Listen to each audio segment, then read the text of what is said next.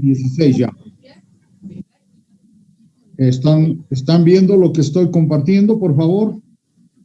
Sí, ingeniero, se ve. Ok, Abigail, gracias. Bueno, ya habíamos visto el tema relacionado con flexión simple y flexión compuesta. Hemos hecho ejercicios, hemos planteado algunas soluciones en lo que se refiere al diseño de secciones en flexión simple y compuesta. Hemos visto varias alternativas, por lo tanto, como ustedes pueden comprobar, el tema relacionado con diseño en hormigón, vuelvo a repetir lo mismo de la anterior clase, es muy sencillo, muy fácil. Es simplemente fijar ciertos parámetros para el diseño, en especial determinar el tipo de material que vamos a utilizar, el tipo de hormigón, el tipo de acero, el tipo de control que vamos a utilizar y, obviamente, rescatar, si vale la expresión, rescatar la información de las solicitaciones con las que está trabajando la estructura. Me refiero al momento flector, al esfuerzo normal, al esfuerzo cortante, etcétera, etcétera. Que como les había dicho, si ya en el análisis de cargas, al hacer toda esa suma de las cargas que hemos previsto que van a trabajar en la estructura, las mayoramos las cargas por efecto del tipo de control, utilizamos el coeficiente de seguridad correcto, mayoramos las cargas, entonces los resultados tanto del momento flector como del esfuerzo cortante van a estar ya en valores mayorados o de diseño. Por lo tanto, ahí ya nos olvidamos de que tenemos que volver a utilizar el coeficiente de seguridad. No es un error, pero no debe hacerse, y ya los valores que hemos obtenido después de mayorar las cargas, hemos obtenido los momentos y esfuerzos cortantes mayorados, a alguien se le ocurre volver a mayorar, no es un error, pero lo que estamos haciendo es incrementar demasiado la carga o demasiado la solicitación y eso nos va a llevar a tener estructuras en las cuales vamos a calcular mucha cantidad de acero. Entonces, por favor, tomen en cuenta que cuando estén haciendo el proyecto, que es lo que vamos a llevar a partir del ciclo 1 del UAM 2, cuando ya estemos analizando el proyecto como tal, entonces ahí sí, en la memoria de cálculo, ustedes tienen que prever todos estos aspectos. Mayoración, análisis de cargas, mayoración de cargas, y ahí se acaba el tema de mayoración. Se acaba el tema de mayoración y simplemente calcular con eso las solicitaciones, momento y corte mayorado.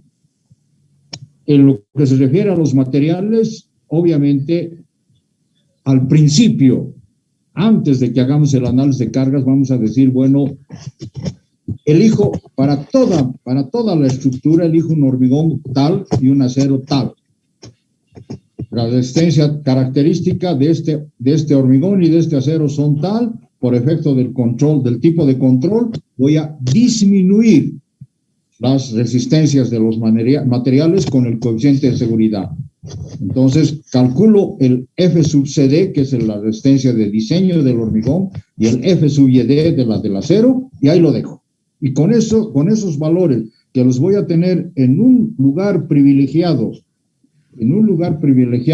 material mayorado, o minorado, mejor dicho, y tanto hormigón como acero minorados, siempre voy a utilizar esos valores en el diseño de losas, en el diseño de vigas, en el diseño de columnas y en el diseño de fundaciones o zapatas. No es conveniente cambiar de material cuando estamos diseñando los diferentes elementos estructurales.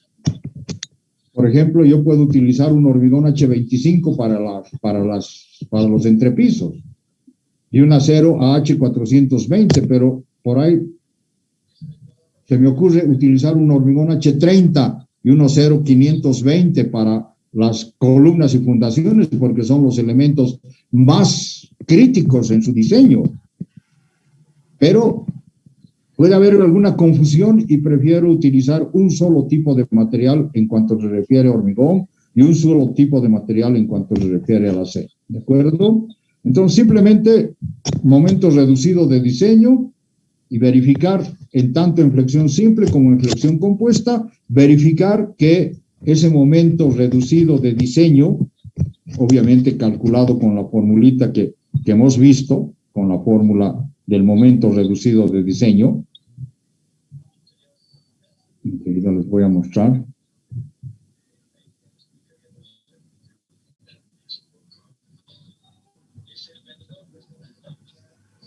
Hay un micrófono abierto por ahí, por favor. Con esta formulita, donde ya vienen valores de diseño, tanto del momento flector como de la resistencia del hormigón, y obviamente tomando en cuenta las dimensiones de la sección y determinando la altura útil. Siempre vamos a elegir un recubrimiento. Eso sí puede variar. Por ejemplo, en losas no le vamos a poner 3 centímetros de recubrimiento, le pondremos 1. En vigas sí, tal vez 3 hasta 4. En columnas seguramente va a ser un centímetro de recubrimiento. En fundación puede ser inclusive más. Puede llegar hasta 5 o 10 centímetros de recubrimiento, porque son elementos que van a estar en contacto con el suelo. Entonces ahí hay que tener un poco de cuidado, pero en su debido momento vamos a ver esto. Pero en sí, esta es la fórmula principal. Con esta fórmula hago las comprobaciones del caso, verifico si estoy además tal vez puedo hacer un cálculo adicional de la altura útil mínima para hacer las comprobaciones. Cuando la altura útil es igual o superior a la mínima, solo requiero armadura de tracción, nada más que A. Cuando la altura útil es inferior a la, cuando la altura útil es inferior a la altura mínima, como estamos viendo. Estoy en el segundo caso. Cuando la altura útil es mayor a la altura real, la altura útil mínima es mayor a la altura real, o cuando mu sub d es mayor que mu límite, que el 0.2517, entonces requiero doble armadura. En el primer caso, la armadura la voy a calcular entrando en la tabla 9, cuando mu sub d es menor que mu límite, menor o igual que mu límite, entro en la tabla 9 y determino omega. Y con esto despejo A y calculo la cantidad de armadura en centímetros cuadrados. Y cuando estoy en el otro caso, cuando tengo mu sub d mayor que mu sub d límite, entonces voy a utilizar ya no la tabla, sino estas 3 fórmulas.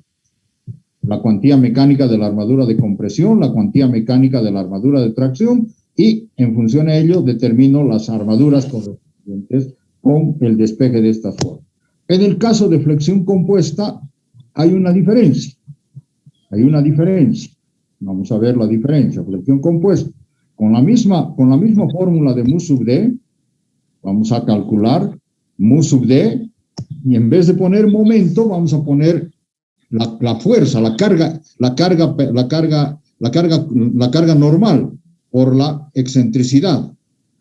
Entonces puede darse el caso de que la excentricidad esté planteada con respecto al centro de gravedad y hay que trasladarla por efecto del teorema de Ehlers al centro de gravedad de la armadura de tracción, pero la fórmula se mantiene. Adicionalmente hay que calcular este valor del esfuerzo normal reducido de diseño, donde tenemos la carga ND dividido entre la capacidad mecánica del hormigón. Entonces, para hacer el traslado de la excentricidad E sub 0 al centro geométrico y trasladarla al punto de paso de la armadura de tracción, utilizo esta simple fórmula. E sub 0, D menos D' sobre 2. Entonces, cuando mu sub D es menor que mu límite, la tabla 9 me va a dar la posibilidad de calcular omega, o de determinar omega, no calcular, determinar omega. Entonces entro con mu sub D a la tabla 9 y determino omega. Pero para calcular la armadura, a ese valor de omega determinado en la tabla, le tengo que restar el nu sub d, este valorcito de acá, el valorcito calculado acá. Entonces esa es la diferencia. Vean ustedes, A en flexión simple era omega por B por D por F sub CD sobre F sub YD, En cambio, en flexión compuesta es omega menos nu sub d. Y cuando tengamos el caso de que mu sub d es mayor que mu límite, o sea que solo requiero doble armadura, acá solamente requiero armadura de... Ah, caramba, ¿qué pasó? Aquí requiero solamente armadura de... ¿Dónde estoy? Ya me perdí. Me he ido muy abajo. Aquí solamente requiero armadura de... En el primer caso requiero solamente armadura de tracción. Oh, ¿qué pasa?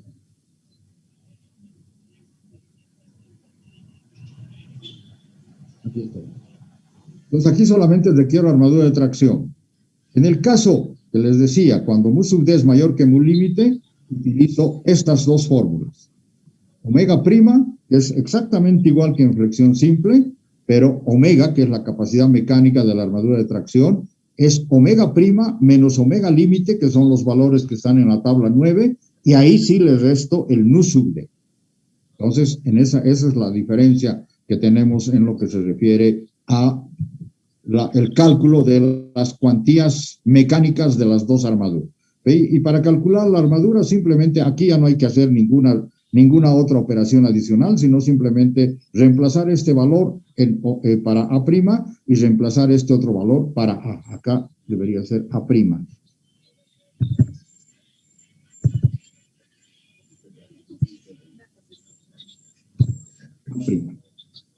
¿De acuerdo? Hemos hecho los ejemplos y ahora nos toca ver comprobación de secciones y ahora nos toca ver el tema de compresión con débiles excentricidades. Es otra parte del diseño que debemos aprender a utilizar, porque en este caso tenemos necesidad de diseñar en una estructura normal de edificación, tenemos necesidad de diseñar columnas y muros, o columnas o muros, columnas y muros, columnas y o muros. Puede darse muchas cosas. Puede ser que la estructura esté compuesta solamente de, como soporte de columnas, pura columna, no hay muros. Puede ser que la estructura esté soportada por columnas, una mezcla de columnas y muros. Normalmente esto ocurre en edificios de gran altura cuando tenemos que mejorar el tema relacionado con la posibilidad de una solicitación de sismo. Entonces tenemos que saber colocar, y eso lo vamos a ver en su debido momento cuando estemos viendo el tema de columnas y muros, vamos a ver cómo se colocan, en especial los muros, en qué parte de la estructura debemos colocar los muros para que tengamos una mejor resistencia a una solicitación de tipo horizontal como es la solicitación de sismo. Porque la solicitación de sismo se va a dar a nivel del terreno, entre la superestructura y la infraestructura. Entonces ahí vamos a tener el problema y ahí tenemos lo que se denomina el corte basal. Estaría trabajando nuestro edificio como si fuera un elemento, un pilar empotrado en el terreno, en conjunto me refiero, un pilar empotrado en el terreno, al cual lo estamos sometiendo a un corte a nivel entre la unión entre el elemento que se llama edificio, que puede ser considerado como un pilar, y el punto de apoyo en el terreno. Entonces es un pilar empotrado en el terreno prácticamente. Entonces ahí sí vamos a tener la posibilidad de que se nos deforme, pero a nivel de la unión va a aparecer lo que se denomina el corte basal. Eso lo vamos a ver en su debido momento cuando estemos ya viendo el tema correspondiente a muros y columnas. Entonces, estos elementos, tanto los muros como las columnas, fundamentalmente están sometidos a compresión. Entonces, para el diseño correspondiente, ya nos debemos situar en el dominio 4A y en el dominio 5.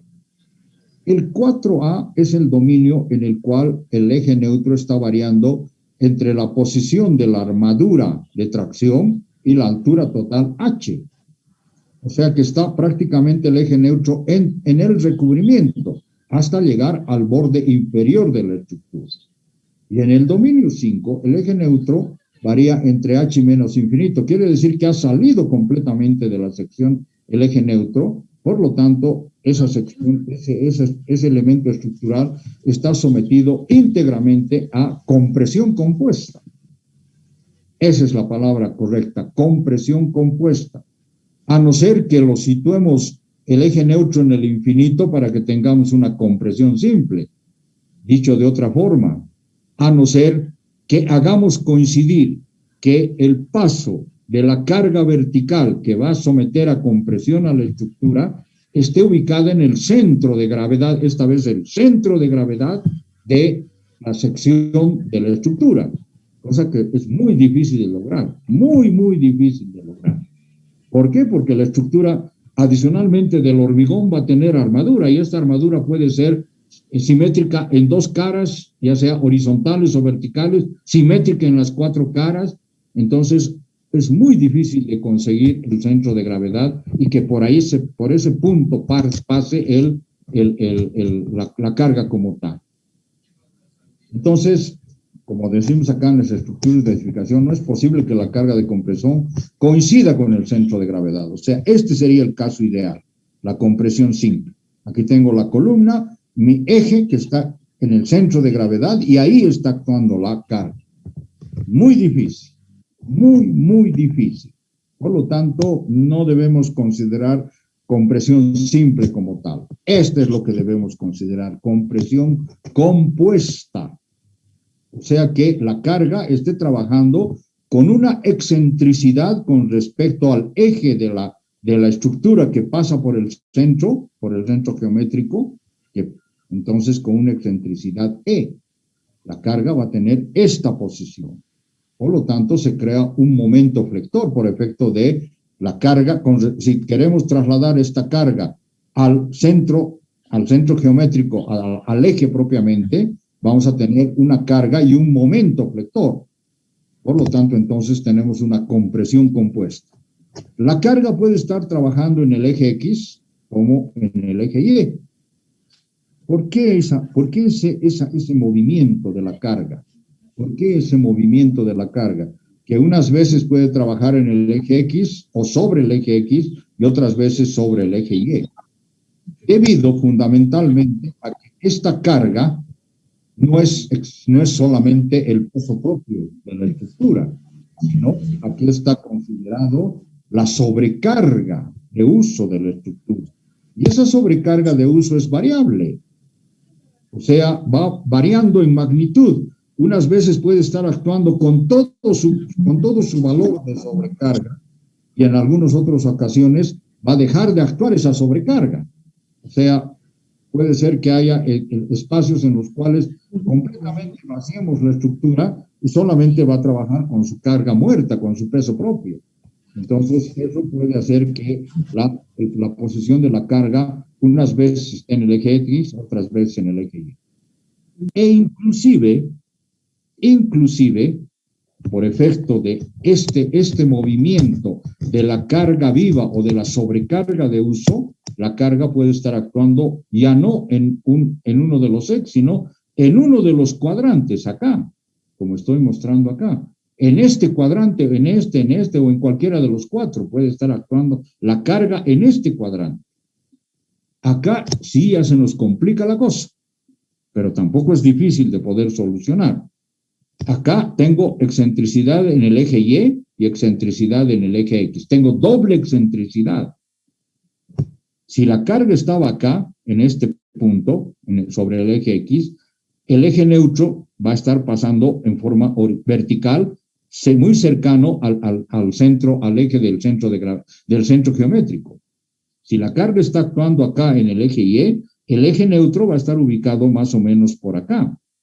Pero en cambio, cuando la carga está ubicada en un punto en el cuadrante, entonces el eje neutro ya no es ni vertical ni horizontal, es inclinado. Tiene una cierta inclinación. Entonces la zona de compresión, la zona de mayor compresión está hacia el lado donde actúa la carga y debajo de la posición del eje neutro está la zona donde actúa con menor compresión.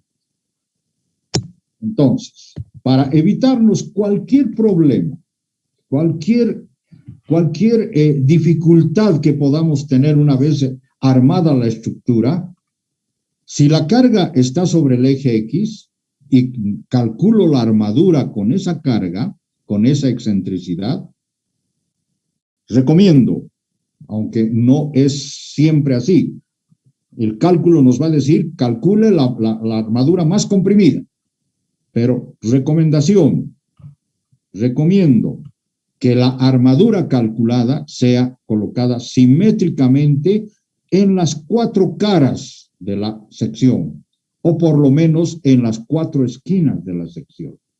Así estoy cubriéndome las espaldas, así la carga esté sobre el eje X o sobre el eje Y, la armadura va a dar la respuesta necesaria a esa solicitación.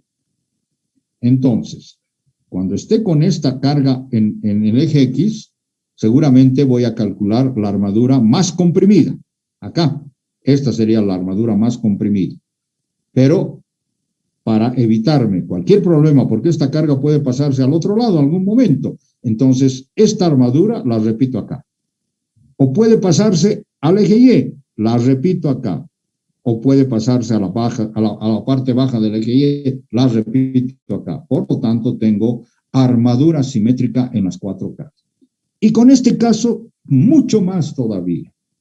Esta carga que puede ir variando en este cuadrante, en el segundo, en el tercero o en el cuarto, entonces prefiero colocar siempre armadura simétrica.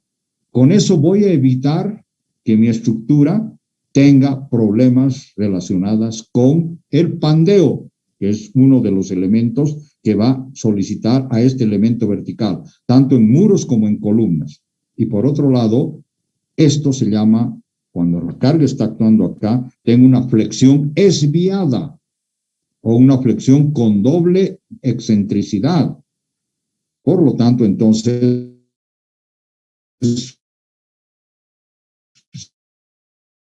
si coloco armadura simétrica, posiciones de la carga, va a dar el mismo resultado, va a dar la misma respuesta. Este tema lo vamos a ver exclusivamente en columnas cuando estemos viendo el tema de la biexcentricidad o la flexión esviada. Esto es lo que vamos a ver ahora. Compresión con débiles excentricidades. Proceso. Vamos a conocer en el cálculo el esfuerzo normal. Viene de la parte superior, van a ir sumándose los valores y vamos a conocer el valor del esfuerzo normal. Su excentricidad es sub 2. Esa excentricidad es sub 2 referida a la armadura más comprimida a sub 2. Tengo un gráfico por acá. Aquí está. Esta es la posición. Si la carga está acá, está en este punto, esta va a ser la armadura más comprimida. Y por lo tanto, si es A sub 2, la armadura más comprimida, este valorcito va a ser E o E sub 2. Pero muchas veces, como en el caso de flexión simple y compuesta, muchas veces la excentricidad la referimos al eje de la sección. O sea, la llamamos E sub 0. Entonces, lo que tenemos que hacer es transformar o trasladar, mejor dicho, no transformar, trasladar la carga con la excentricidad al eje con una excentricidad al punto de paso de la armadura más comprimida. Si esta carga estuviera acá arriba, esta sería la armadura más comprimida. Por lo tanto, entonces, a esa armadura tendríamos que expresar la excentricidad. ¿Por qué? Porque en el caso de las fórmulas correspondientes, si la excentricidad la refiero a esta armadura, voy a tener una incógnita menos.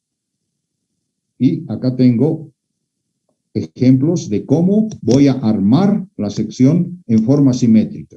Si A2 es la que voy a calcular, me dice que tengo 4 pi de algo, para A1, que supuestamente debería ser 0, porque el hormigón por sí mismo va a soportar la compresión, le voy a poner la misma armadura en A sub 1.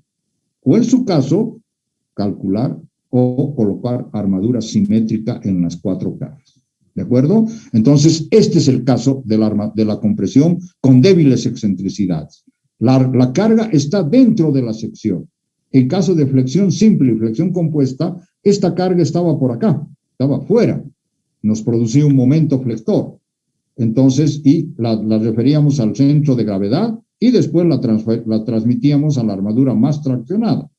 Pero en este caso, la excentricidad está en los límites de la sección. En los límites de la sección. Vayamos entonces a el caso de el proceso de diseño. Conozco las dimensiones B y H.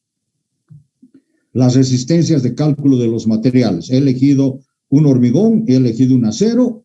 Por lo tanto, las incógnitas serían A sub 1 y A sub 2, siendo A sub 2 la más comprimida.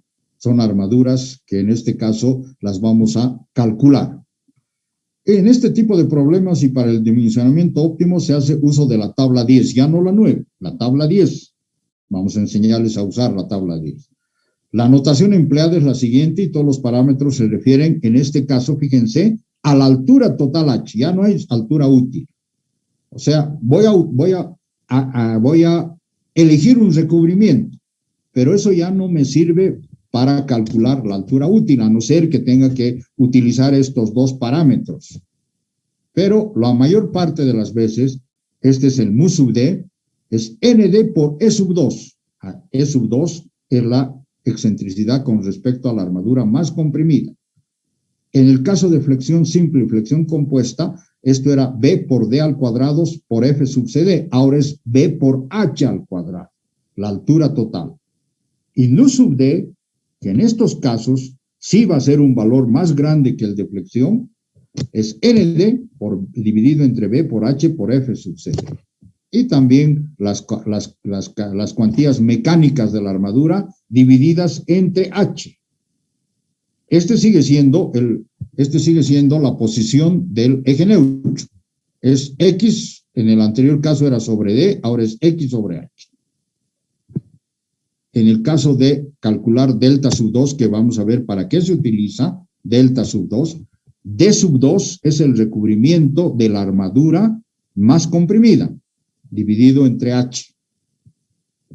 ¿De acuerdo? Este no es muy importante, este tema no es muy importante. Y ahora bien, ¿cómo voy a pasar de la excentricidad E sub 0, como le estaba mostrando acá?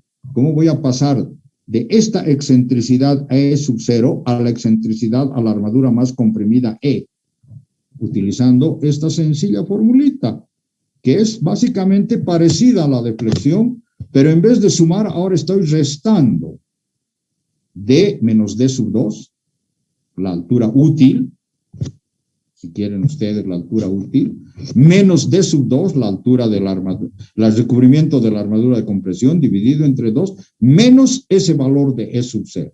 Por lo tanto, ya estoy eliminando una de las incógnitas. Perdón, ¿alguien quiere preguntar algo? Estoy eliminando esta incógnita y solamente voy a tener el cálculo de una incógnita. Entonces, ND es el esfuerzo normal de cálculo y E sub 2 su excentricidad referida a la armadura más comprimida. Por eso es que estamos utilizando ese E sub 2. Nótese en estas fórmulas que se utiliza la altura total H en vez de la altura útil D. Se presentan dos casos.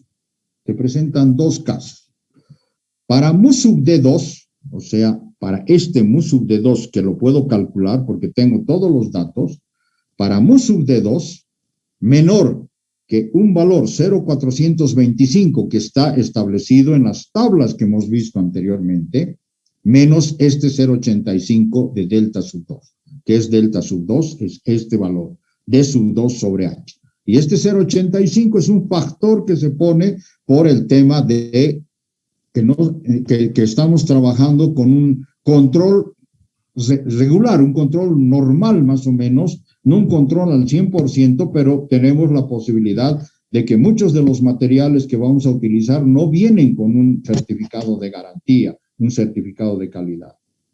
En este caso, cuando mu sub D2 es menor que este valor, que lo podemos calcular fácilmente, son números nada más, este delta sub 2 es esto, delta sub 2, el recubrimiento de la armadura con más comprimida dividido entre H. La solución más económica se obtiene haciendo A sub 1 igual a 0. ¿Vieron? Acá estoy poniendo A sub 1, una de las armaduras igual a 0, ya que no se agota el hormigón, entonces el hormigón va a soportar perfectamente la compresión. Entrando en la tabla 10 con el valor de mu sub C2 o mu sub D2, como quieran, en la columna correspondiente al recubrimiento dado, puedo determinar sí por sí o sí simplemente, según el dominio. ¿Verdad? Para el dominio 4A, cuando estoy con valores que están en el dominio 4, omega sub 2, que es la cuantía mecánica de la armadura más comprimida, va a ser nu sub D menos psi por psi. Y en el dominio 5, omega sub 2 va a ser nu sub 2 menos psi. Enseguida les voy a mostrar cómo obtengo estos dos, este tridente y este valor de una E un poco diferente. Si el valor de mu sub D2, acá, por eso lo he subrayado, si el valor de mu sub D2 de la tabla 10 es menor que los valores que están en esa tabla, en la tabla 10, ya no es un caso de compresión compuesta. Se trata de un caso de flexión compuesta que tenemos que resolverla según lo visto anteriormente. Enseguida voy a pasar a ver qué es lo que estoy diciendo. El segundo caso, para mu sub D2 mayor que 0,425 menos 0,85 de delta sub 2, que es a la inversa de esto, la solución más económica se obtiene haciendo que la sección trabaje en compresión simple, disque, pero no es compresión simple como tal. Es decir, colocando armaduras tales que el baricentro plástico de la sección, o sea, su centro de gravedad, coincida con el punto de aplicación de la fuerza ND. Las cuantías mecánicas de las armaduras, en este caso ya no necesitamos la tabla 10. Las cuantías mecánicas para omega sub 1 va a ser mu sub D2 menos 0,85 delta 2 menos 0,425 dividido entre delta menos delta 2. Y delta 2 es este valor y delta es este otro valor. La altura útil ideal sobre H. Y para omega sub 2 es nu sub D menos omega sub 1 menos este valor menos 0,85. Se debe tener en cuenta que las piezas sometidas a compresión deben calcularse con una excentricidad mínima, o sea que este caso muy pocas veces lo vamos a tener. La norma boliviana del hormigón armado nos dice que para piezas sometidas a compresión, columnas, muros, siempre debemos entrar con una excentricidad mínima, y esa excentricidad mínima debe ser de 2 centímetros. 2 centímetros como excentricidad mínima. Y eso automáticamente hace que la estructura esté sometida a compresión compuesta. Esta es la tabla 10. No sé de dónde ha salido esto. Bueno.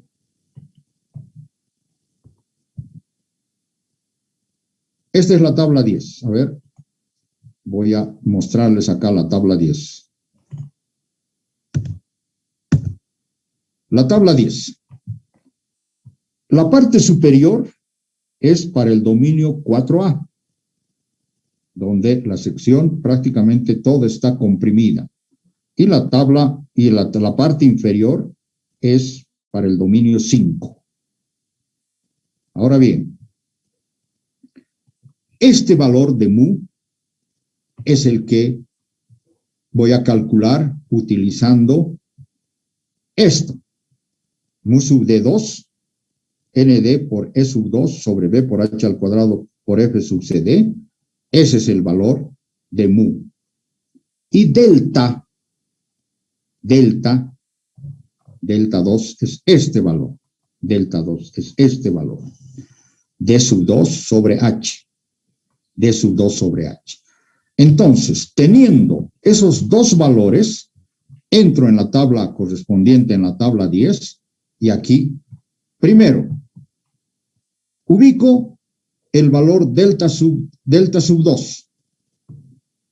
Bueno, voy a cortar en este momento porque se nos está agotando el tiempo y voy a volver a cargar y los convoco enseguida, por favor. ¿Cuántos están? Espero que estén la misma cantidad. Voy a dejar voy a salir de la reunión un momentito, por favor. Disculpen.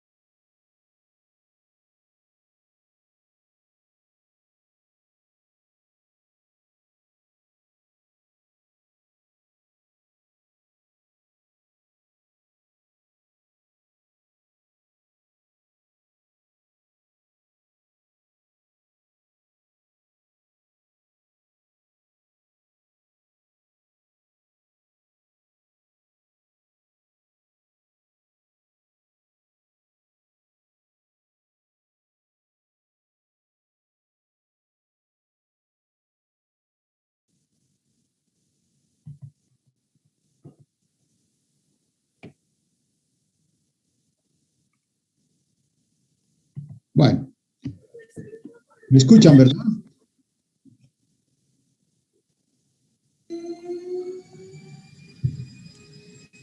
¿Me escuchan? Sí, ingeniero. Gracias, Vanessa. Sí, Están viendo lo que comparto, ¿no? Sí, Inge. Ok, perfecto. Les explicaba entonces. Este MUSU Mu sub 2 es el valor que hemos calculado como mu sub de 2, que está por acá, este de acá. Este mu sub de 2. Y este es el valor de delta 2. Voy a volver otra vez a la tabla. A ver. Tengo 3 valores para delta sub 2 para entrar dentro de la tabla. ¿De acuerdo? Entonces, por ejemplo, me ha dado un valor de 0, el delta 2 me ha dado un valor de 0,04. Es menor que el que está en esta parte de la tabla, ¿verdad? Entonces, lo adopto el valor de 0,05. Directamente. No tengo que estar haciendo ninguna interpolación ni nada por el estilo. Adopto 0,05. El valor de delta 2 me ha dado entre 0,05 y 0,10. Digamos 0,08. Me paso directamente a 0,10. Estoy yendo un poco por exceso, pero estoy yendo del lado de la seguridad. Y lo propio, si está entre 0,10 y 0,15 y me da 0,12,5, por ejemplo, me voy directamente a 0,15. Ok, una vez elegido el valor de delta 2, que puede estar un poquito menor que 0,10, entonces utilizo el 0,10. Y en esta columna es donde voy a ubicar el valor de mu sub de 2, este valor. Entonces, va a ser contador. Por favor, el micrófono de alguien está abierto. Déjenme pasar clases. Entonces, voy a ubicar el valor de mu sub de 2 en esta columna y, digamos, me ha dado un valor de 0,2075. Voy a leer a la izquierda el valor de psi y a la derecha voy a leer el valor de psi por psi. Estos son los valores que tengo en esta tabla. Y en función a lo que me dice el dominio 4, voy a utilizar ya sea este valor o este otro valor. Enseguida lo vamos a ver, voy a volver otra vez al ejemplo. Si el valor de mu sub de 2 es mayor que 0,2124, voy a entrar acá a los valores en el dominio 5. Entonces, en el dominio 5, voy a continuar acá con valores 0,05, 0,10, 0,15. Y, por ejemplo, me dice que el valor mu sub de 2 es 0,30, 32,15. Leo a la derecha el valor de psi y leo a la izquierda el valor de psi. Y con eso trabajo de acuerdo a lo que me está indicando el formulario que tengo para el diseño correspondiente. ¿De acuerdo? Entonces, calculo mu sub de 2, calculo delta 2 y verifico en cuál de estas tres columnas encaja mejor ese valor. Si es menor a 0,5, utilizo 0,5. Si es menor a 0,10, utilizo 0,10. Si es menor a 0,15, utilizo 0,15. No vamos a tener valores mayores, no es posible. Sería con un recubrimiento demasiado grande. Por lo tanto, estos son los 3 valores que van a caber perfectamente para nuestro diseño. Ahora, como ustedes ven acá, por ejemplo, para 0,05, solamente comienza a partir de psi 0,95, y estos son ceros. En el caso de 0,10, a partir de 0,90, los demás son ceros. En el caso de 0,15 sí tengo todos, pero puede darse el caso de que el valor de mu sub de 2 no sea mucho menor que estos valores que tengo acá. ¿De acuerdo? O sea que sea 0,038, por decirles un valor que me estoy inventando en este momento. 0,038. No está acá. Y tampoco, peor acá. 0,038, 0,05. No están esos valores. Automáticamente, cuando ocurre ese caso, cuando los valores de mu sub de 2 son menores a los que están en esta tabla, automáticamente vuelvo a hacer el cálculo correspondiente, pero ya no como compresión compuesta, sino como flexión compuesta. O sea que esta vez, en vez de utilizar estas fórmulas que están acá divididas entre H, tanto el NUS como el MU como el NU, las divido entre la altura útil, las dos. Y obviamente las cuantías mecánicas van a estar divididas entre D. ¿Por qué? Porque los valores que son menores a los de la tabla me han dado la oportunidad de calcular, de volver a calcular todo en flexión compuesta. ¿De acuerdo? Ok.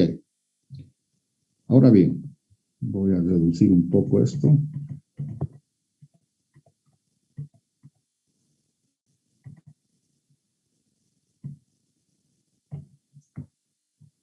Muy bien, entonces, para el dominio, cuando mu sub D2 es menor que este valor, en el dominio 4A, omega 2 va a ser nu sub D, este valor calculado de nu sub D, este valor calculado de nu sub D, menos psi por psi.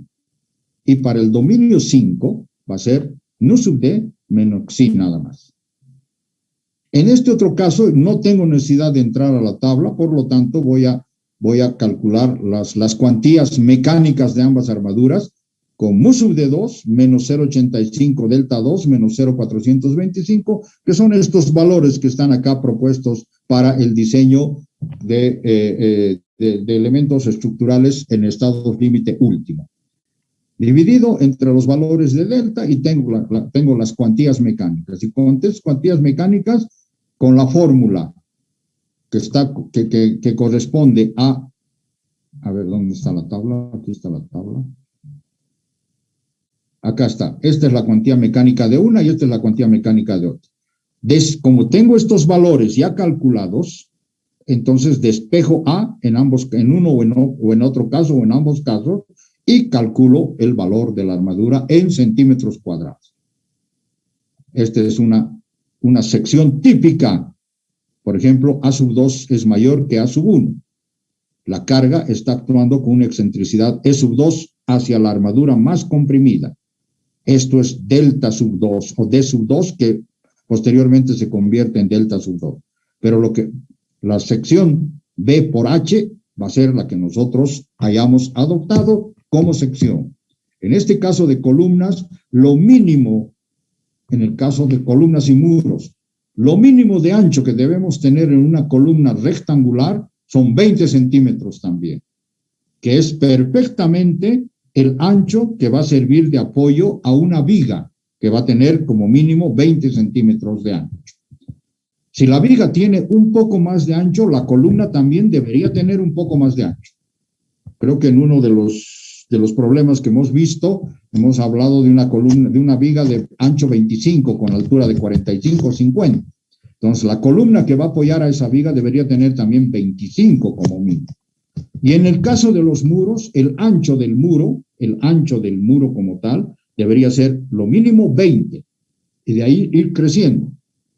Normalmente con 20, con 25, 30, un muro se construye perfectamente porque es una estructura pantalla que va a tener una altura de 3 metros o algo así, con un ancho de 25, y no va a haber problemas de pandeo por la altura que se tiene, porque con ese ancho de 25, de 30, 40, digamos cuando más, no hay problemas de pandeo en un muro y tampoco en una columna. Entonces, normalmente, ustedes se acuerdan de resistencia de materiales, tenemos 3 tipos de columnas.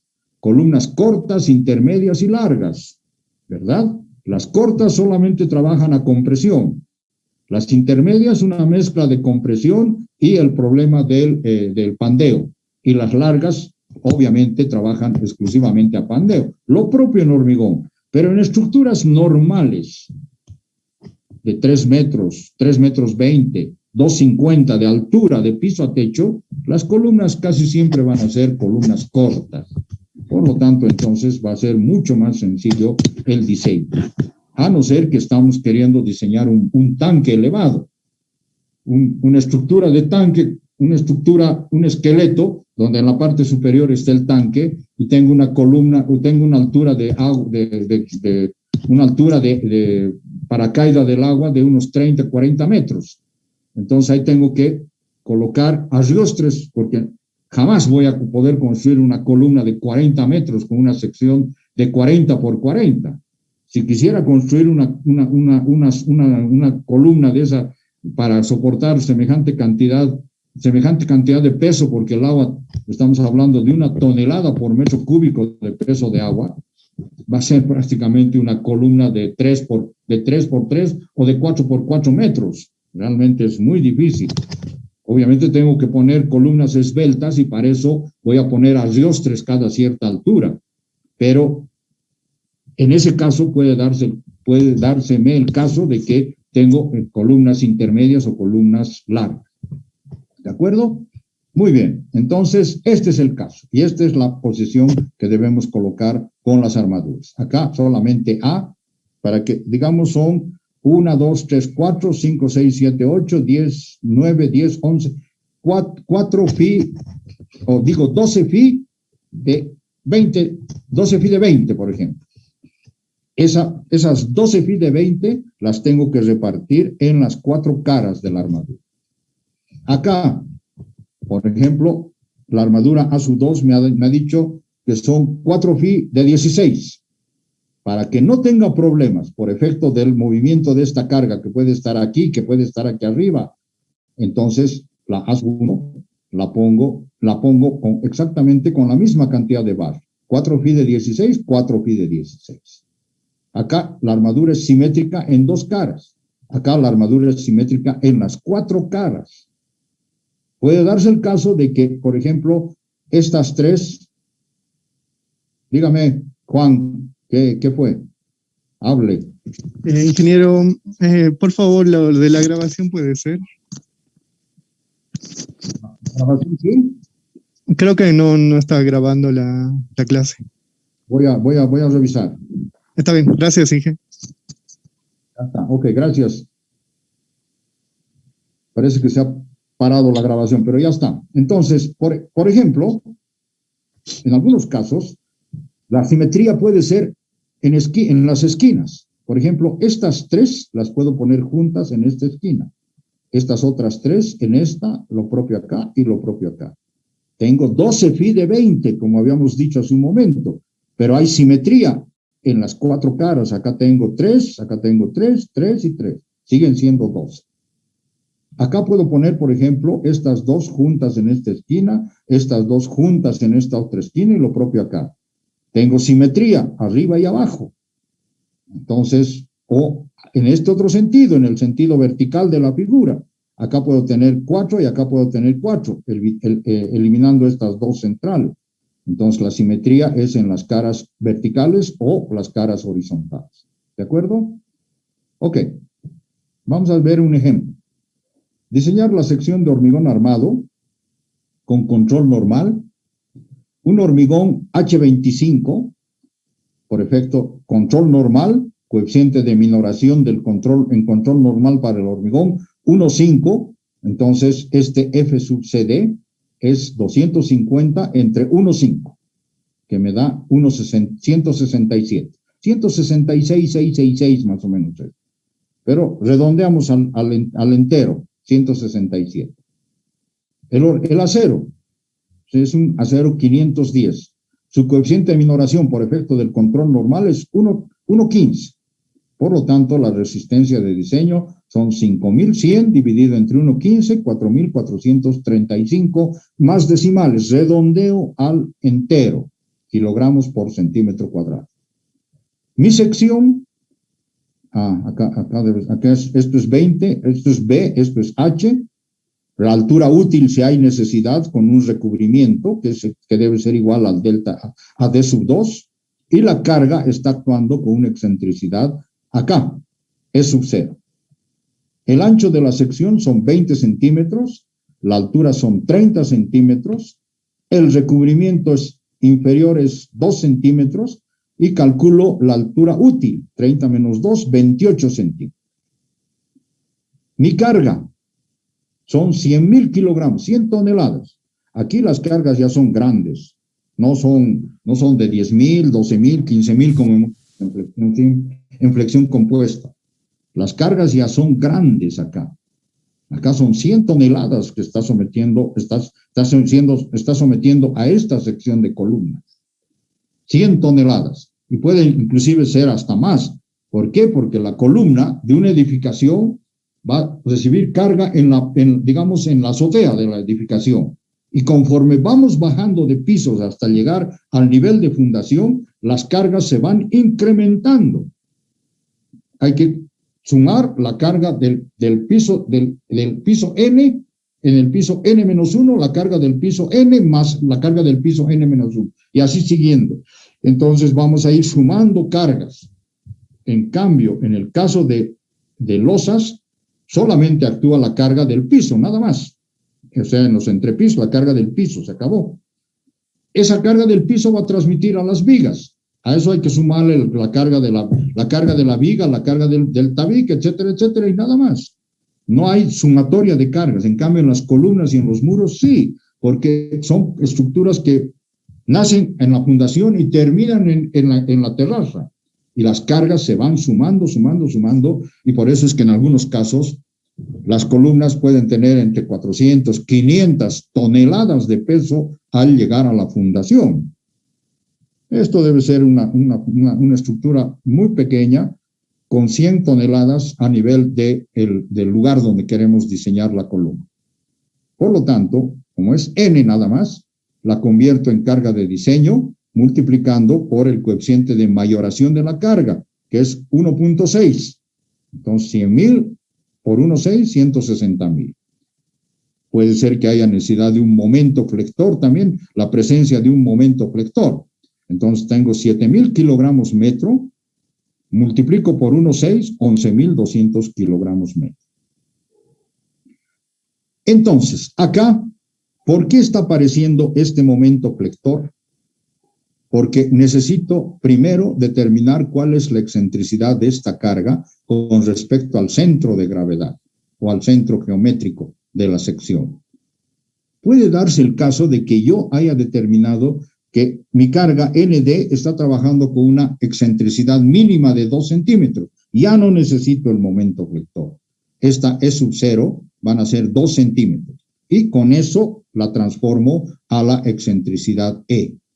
Pero acá resulta que tengo un momento, una carga y un momento. Tengo la carga de diseño y el momento de diseño. Divido ambos valores, 11,200 entre 160,000, y tengo una excentricidad E sub 0, esta de acá, son 7 centímetros.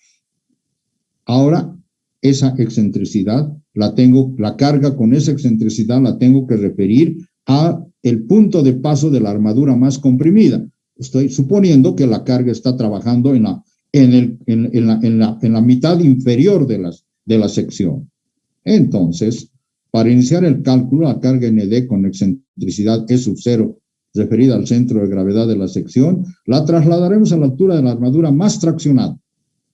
Entonces, lo que hago es utilizar la formulita anterior. E igual a D menos D sub 2 sobre 2 menos E sub 0. Entonces, 28 menos 2 sobre 2 menos 7, 6 centímetros.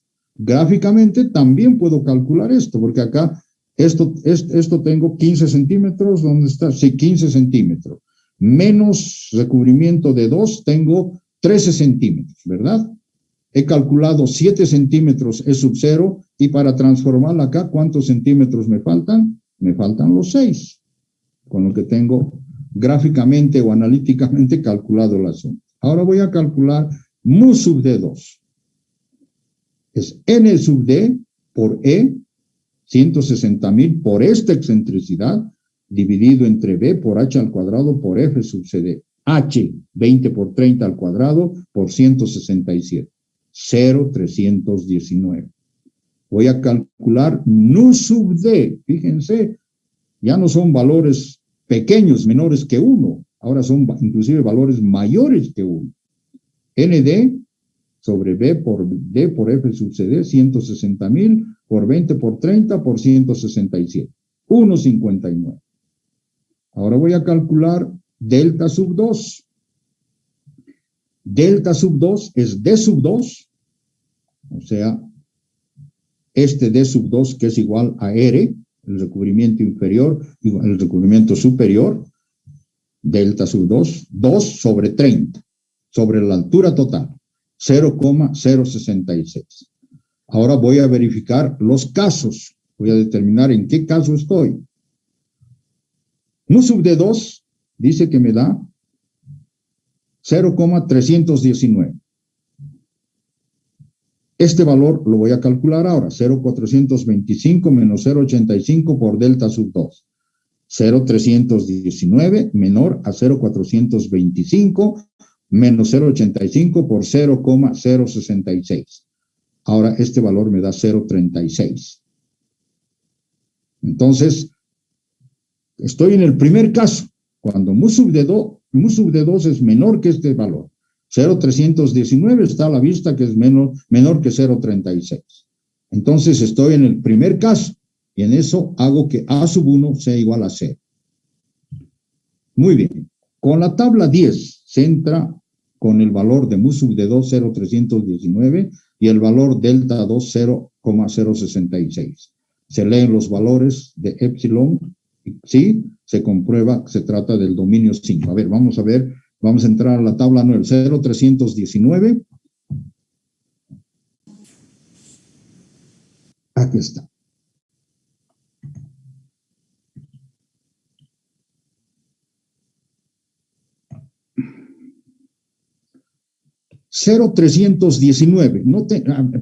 Perdón. Antes, delta. ¿Cuánto me ha salido delta?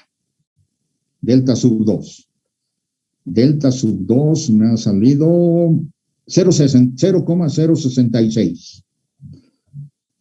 Lo dicho. 0,066. Mayor que 0,5, menor que 0,10. Entonces tomo 0,10 directamente. ¿Cómo se llama? Elijo 0,10. Y ahí busco 0,319 de mu sub D2. ¿Dónde está? Aquí está, 0,319. Entonces, elijo 0, veo en esta columna, ya he elegido el delta 2, en esta columna busco el valor de 0,319. El anterior valor es 0,318 y el posterior es 0,3215. Tomo, siempre por exceso, 0,3215.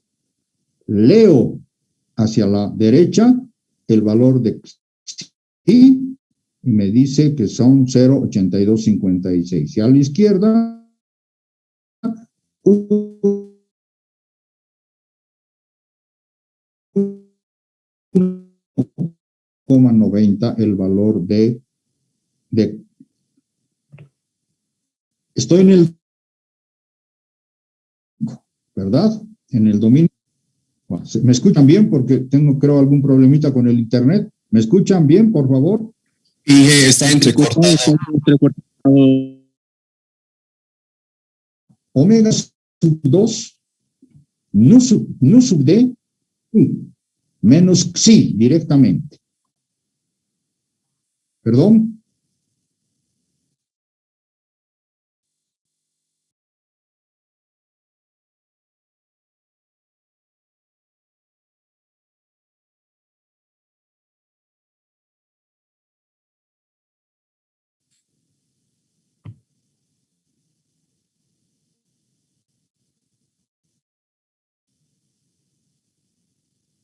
¿Me escuchan? Ahora sí, ingeniero. Ok. Sí, que se escucha. Gracias, ha habido un pequeño problemita. Ya, voy a volver a compartir. ¿Listo? Ya está.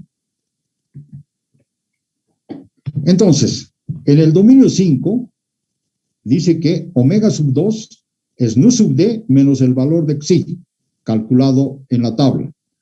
Entonces, 1,59, que es el valor que he calculado acá.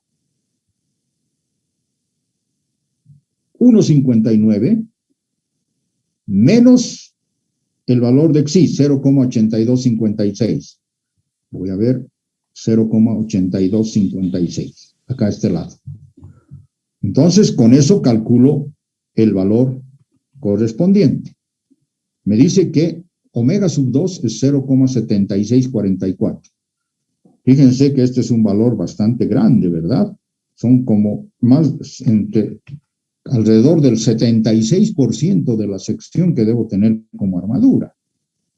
Entonces, A sub 2, despejo, omega sub 2 por B por H por F sub CD entre F sub y D. Este valor reemplazo como omega sub 2 por 20, ancho, 30, resistencia de diseño del hormigón, resistencia de diseño del acero. 17, 27. Fíjense cuántos centímetros cuadrados hay como armadura. Hay bastantes centímetros cuadrados. En los anteriores casos nos han dado como 6, 8 centímetros cuadrados, ya que es bastante grande. Entonces, si quiero transformar estos centímetros cuadrados, por ejemplo, en número de barras, entro en la tabla 7.4. Dice que tengo 17,27 centímetros cuadrados. En esta parte de la tabla ubico los 17,27 centímetros cuadrados. Seguramente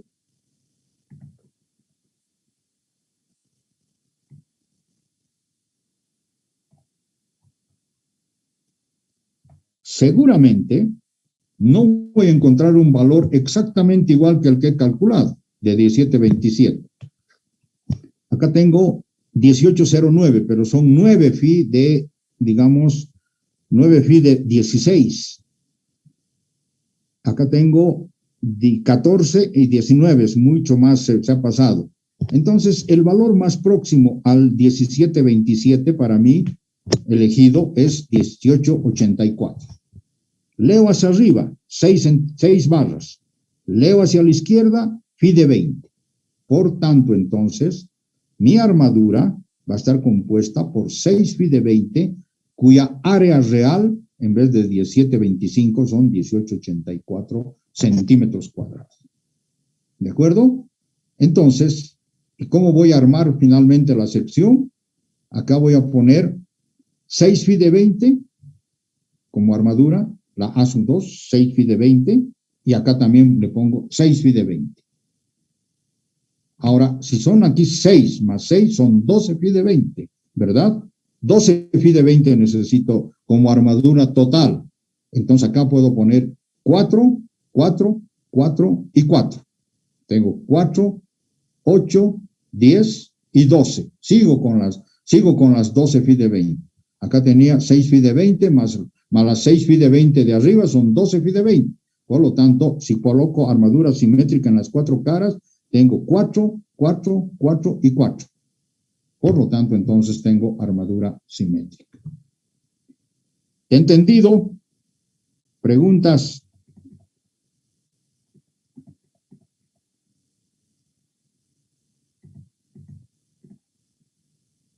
¿No hay preguntas? Bueno. Otra forma de calcular el tema de compresión compuesta es utilizando los denominados diagramas de interacción. Estos son los diagramas de interacción. Acá tengo los diagramas de interacción. Esta es la forma de un diagrama de interacción. Les voy a enviar algunos ejemplos de estos diagramas, pero estos diagramas ustedes los van a encontrar en mucha cantidad, son bastantes los diagramas, porque dependen del tipo de hormigón, dependen del tipo de acero y dependen de algunas otras variables. Entonces, estos diagramas están formados en el eje Y está el valor de mu, momento reducido, y en el eje X está el valor de nu. Entonces, calculando el valor de mu, lo sitúo en este eje. Y calculando el valor de nu, lo sitúo en este otro eje. Subo una recta y estiro una recta a la derecha de mu, y el punto en el que se unen ambas rectas es el valor de omega, porque estas curvas son de omega. Entonces, con eso puedo hacer el cálculo correspondiente. Y fíjense, acá tengo las distintas disposiciones de armadura. Simétrica en 2 caras, simétrica en las 4 caras. Aquí también hay otra forma de simetría en las 4 caras. Aquí tengo simetría en 2 caras horizontales y 2 caras verticales, acá lo propio, y acá en 2 caras horizontales. Cualquiera de estas soluciones puede ser posible.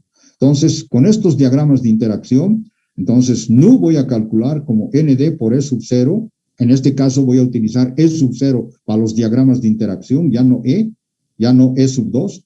B por h al cuadrado por f sub cd, nu va a ser b por h sobre h, b por h al cuadrado por f sub cd, n sub d dividido entre eso, y la cuantía total es a por f sub y d dividido entre b por h por f sub cd. Entonces, con eso ya estoy en condiciones de hacer el cálculo correspondiente. No sé si hay preguntas.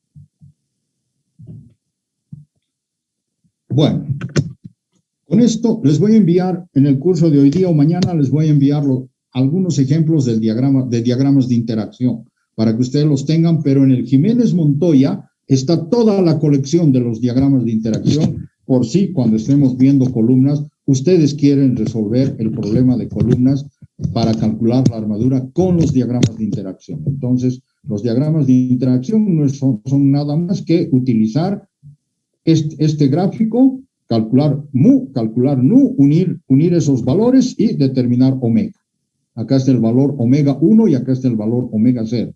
Entonces van a ver entre 0 y 1, van a ver los distintos valores de omega, que en algún caso pueden coincidir con este valor de omega que hemos calculado acá, que estaba en omega 0,7644. ¿De acuerdo? Preguntas, por favor, antes de que les haga algunos comentarios. ¿Cuántos están? 37. Qué bien. Bueno, ya les he devuelto sus exámenes. Lamentablemente han bajado las notas, distinguidos alumnos y alumnas. Hay muy pocos, 3 o 4 creo que tienen una nota que está por encima de 60. O sea que va a ir a la planilla solamente un 30%, la mitad de esa nota. Pero hay alumnos que han copiado al pie de la letra lo de su compañero. Exactamente igualito.